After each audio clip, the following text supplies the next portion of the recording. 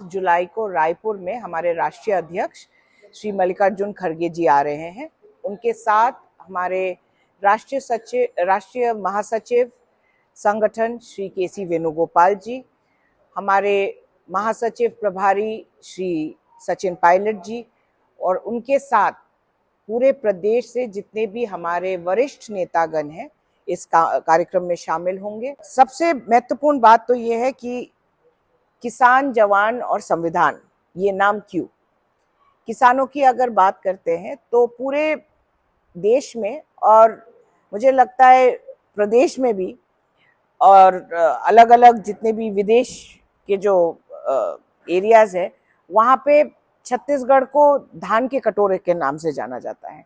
और बहुत दुख की बात है कि इस प्रदेश में हमारे किसान त्रस्त हो चुके हैं, चाहे वो नकली खाद के मामले में हो, चाहे वो नकली बीज के मामले में हो, चाहे वो केसीसी के माध्यम से कर्जे के मामले में हो, या फिर बहुत सारे अत्याचार जो उनके खिलाफ उठाया जा रहा है।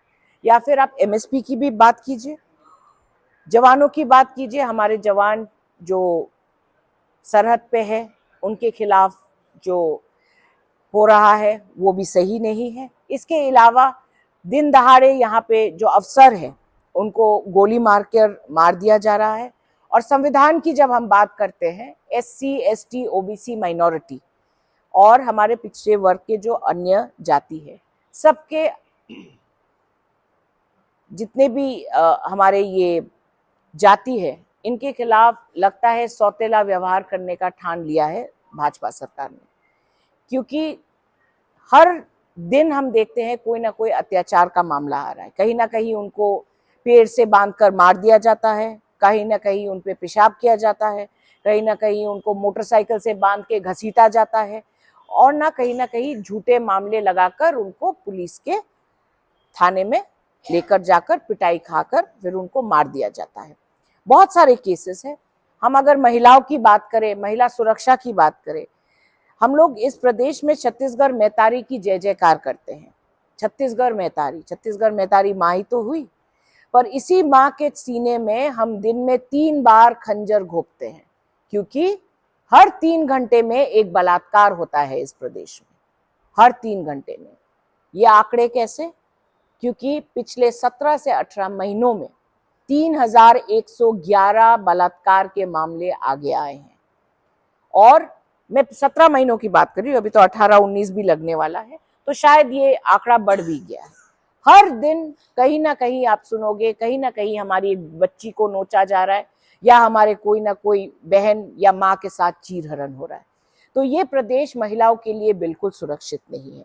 और बहुत दुख की बात ये भी है कि भाजपा शासित प्रदेश है और यहाँ में जनप्रतिनिधियों का कोई इज्जत नहीं है। यहाँ में कुछ दिन पहले जो हुआ हमारे जनप्रतिनिधि कविता प्राण लेहरे जी के साथ, वो सही नहीं हुआ है। उनके बारे में अश्लील और जो टिप्पणी की गई सोशल मीडिया में भाजपा के एक पदाधिकारी द्वारा, बहुत ही निंदनीय है और हम इसका कड़ी से कड़ी सजा मांगते हैं प्रशासन से।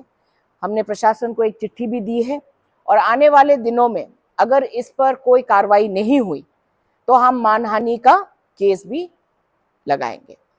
क्योंकि हमारी जो जनप्रतिनिधि है, प्रोटोकॉल जो है उनको फॉलो करना है और अगर कोई भी कार्यक्रम है वहाँ पे प्रोटोकॉल फॉलो करना चाहिए। क्योंकि वो जनप्रतिनिधि सिर्फ एक आदमी या औरत का नहीं है, पूरे इलाके का है। पूरे इलाके ने उनको चुनकर जनप्रतिनिधि बनाया है, तो इतनी तो इज्जत बनती ही है। और अपने लोगों का हक अगर लोगों के हकों के लिए अगर लड़ना गलत है, तो मैं सोच सकती हूँ किस तरीके से भाजपा सरकार अगर सुशासन की बात करती है, किस तरीके से वो सुशासन कर रही है।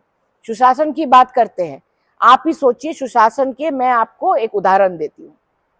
सुशासन का पहला उदाहरण ये है कि 10,400 के ऊपर स्कूल्स बंद हो गए, मतलब पाठशालाएं बंद हो गई है, और 1400 से ज्यादा मधुशालाएं खुल गई हैं, मतलब शराब के दुकान।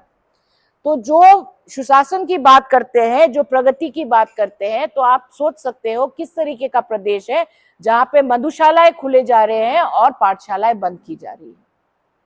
युक्तिकरण की बात कीजिए, बेरोजगारी की बात कीजिए, हमारे युवाओं के बारे में बात कीजिए। बहुत सारे मुद्दे हैं जिसको लेकर हम अपने लोगों के बीच जाएंगे और पूरे छत्तीसगढ़ प्रदेश के लोगों की जो मन से निकली जो आह है उसको सुनने के लिए हमारे राष्ट्रीय अध्यक्ष आ रहे।